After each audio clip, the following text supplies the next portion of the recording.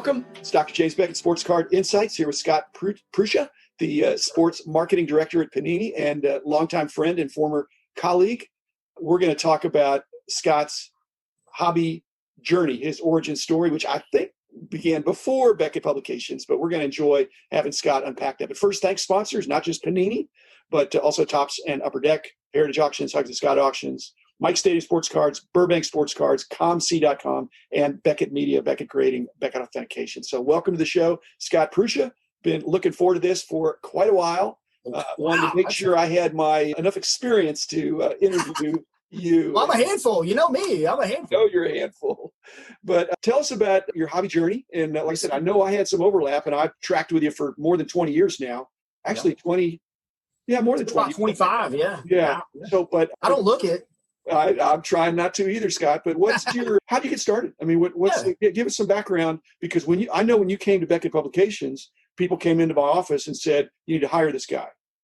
I should have asked a few more questions, but I think you should have dug in a little deeper, done a background track. We went maybe looked at that drug test a couple of times, to make sure it was good.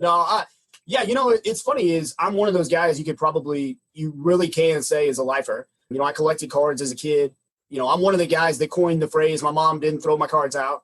And I mean, my earliest memories, I remember my mom. I was a big fan of George Brett. That was my guy growing up as a kid. And one of my earliest memories was my mom driving me to a shop to buy a George Brett card.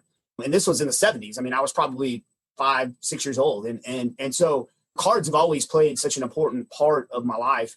As I got a little bit older, my first memories are collecting, and I'm just the same guy that I'd take them all out of my binder and reorganize them and then put them all back together. But when I was a teenager, my dad, he changed careers, and we decided to open a shop, and we were a family shop. And my mom did the comic books, I did the cards, and my dad ran the shop. So we were in Plano, which wasn't too far from the Beckett headquarters.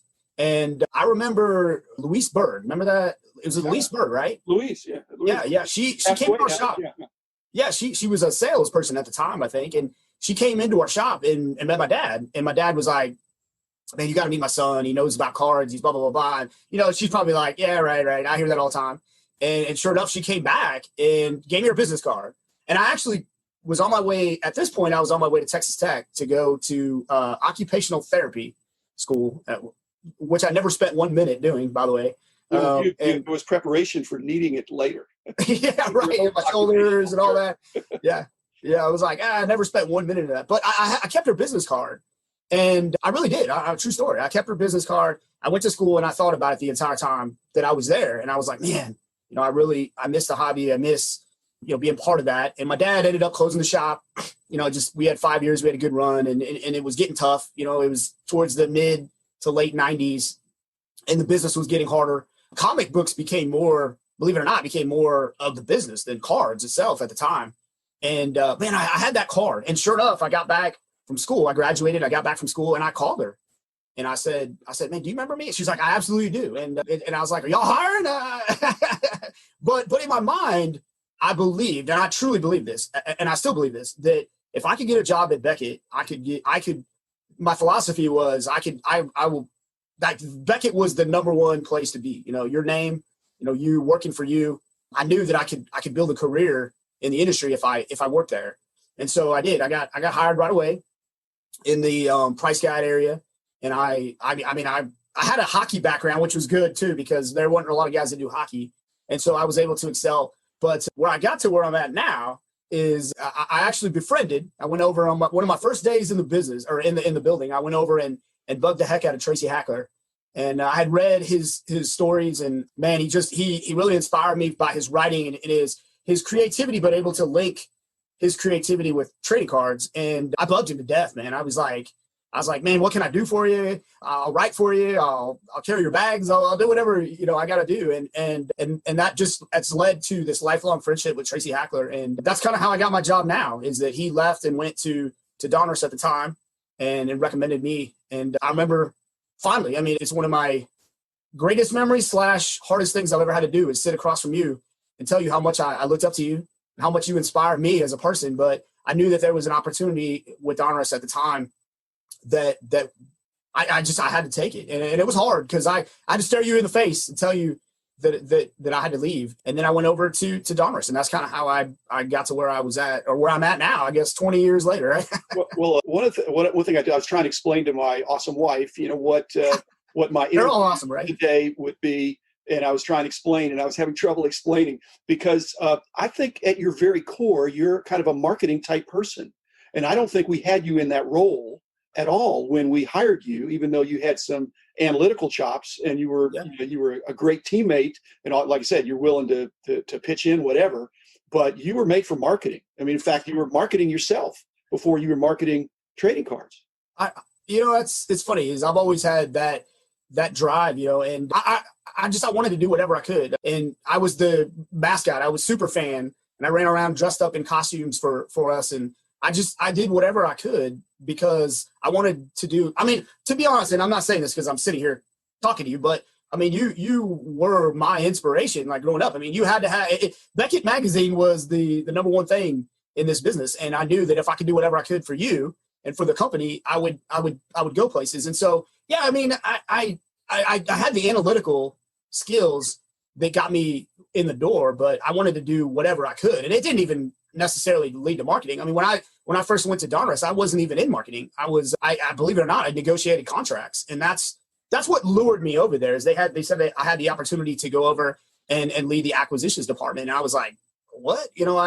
I read every book I could and every negotiating, how to talk to people and all that stuff. But it was just the opportunity to go do something from the ground floor. And then when Tracy left to go back to Beckett, which everybody comes back, right? Not everybody, but we all love it. And I actually moved into his role, and that's how I got into marketing. And it's a good place for you. It's a good place for you, Scott. I think it's a good place for you. So I felt like our company, back in the day when you were there, I think we did not put a priority on marketing. Now let's say classical marketing. We weren't as outbound. We were doing things that made our position in the industry, the hobby, more attractive and appealing so that people could get our products and all that stuff. But we weren't a real aggressive marketer, I don't think.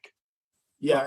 And so you were the one that was pushing the envelope a little bit with the superfan and stuff like that, which was fine and everything. But we were not.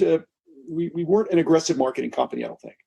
Yeah, when I got to Donruss, we weren't either, and it was an interesting time in the industry where it was dipping a little bit, and there were changes going on. The manufacturers were starting to come down, and they going to one manufacturer per license was starting to happen, and it was interesting, and that's where I think from a marketing standpoint, what I did was I took a lot of I remember we used to have these meetings. If you remember, we would all sit around the table in your conference room, and the manufacturers would come in, and we would all have these conversations with the manufacturers, and we would go, how come we can't get this? And how come, you guys don't have more images? And how come, checklists aren't always complete? Well, when I went over and moved into Tracy's role, I remembered a lot of that stuff and started to really peel back the, so to speak, to peel the onion a little bit. I just became transparent. I showed card images of everything. I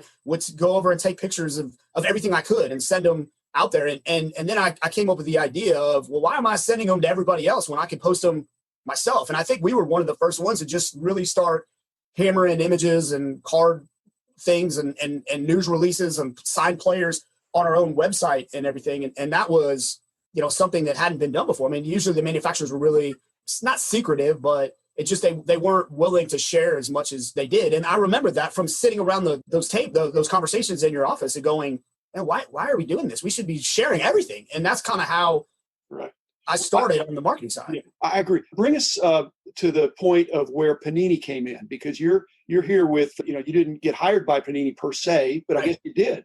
So what was that transition like when Panini took over and I guess acquired pretty much lock, stock, and barrel all the people and brands of your predecessor? So what was that like? Was that tense or was that comfortable? Was that because you had close relationships with the previous ownership? Yeah, I consider, just like I became really good friends with you. I was really close friends with Ann Powell, who owned the company. I did a lot for her and her family, and it was interesting. I was in probably a different position because I knew so much about the company that they had me in a lot of the conversations. So I knew probably more than what most people did. So it wasn't as nervous for me, but it was an interesting time. And I remember Ann hopped on a plane, flew over and met with Mr. Salustro in Italy and explained, about our company. At the time, Panini had opened a post office box and tried to get an office in New York.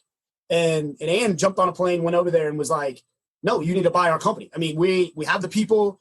And, even Mr. Salustro was kind of like, wait a minute, you guys aren't the top dog yet. And we were like, no, you trust us. We have the people. We have the right things. We just haven't had the right breaks. And he had NBA, we had NFL together. Well, they also had FIFA. And together, it just became this amazing combination of assets and people. And we all stayed, everybody stayed. And they put me on a plane and sent me over to Italy.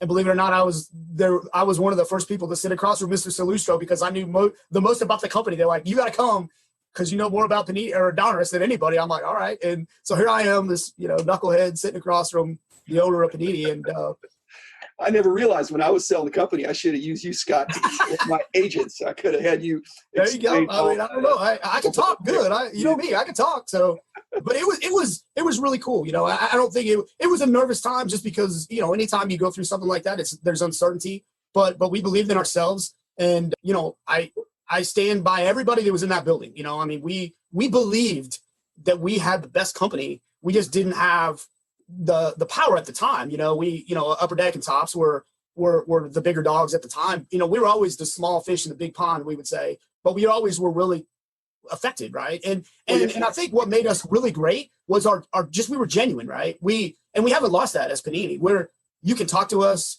we believe in what we were doing, and we were always there, right? And that's what my boss at the time, Jim Dryden, who's an incredible inspiration to me in my career, besides yourself, he just said, be there, be out there, go where people are that. And I remember, I'm telling you, people would laugh at me if I said this. There were times when the other manufacturers wouldn't set up at the National. There was a couple years where we were the only manufacturer in the manufacturer area. Donruss was, and it was because he wanted us, and we believed that we needed to be there. We needed to invest in those types of events and be where collectors could talk to us. And then it just kept continuing to build. And now look at the National now. I mean, you'd laugh. I mean, seriously, you'd laugh if a manufacturer was like, I'm not going. But there were times when they didn't. And, it's just, that's what we believed. And so when Panini bought us, we believed that we had the right formula to be great. And it just all came together. And now, all these years later, here we are. Scott, we're out of time. I knew it'd go by. Out of time. Basically, it's about the people. So when Donruss became Panini, it still was about the people, and there's obviously some great people over there. One thing, again, just to end on a high note, Scott is such a marketing guy that he's still marketing Donruss. I know. The benefits of a defunct company. Past, present, always. There it is, right there. So, but again, there's some great brands out there. Thanks, listeners. Thanks, Scott Prusha, Sports Marketing Director for Panini, and a wonderful sponsor. We will be back tomorrow with another episode, and I'm going to get Scott back for some more stuff in the near future. Thanks.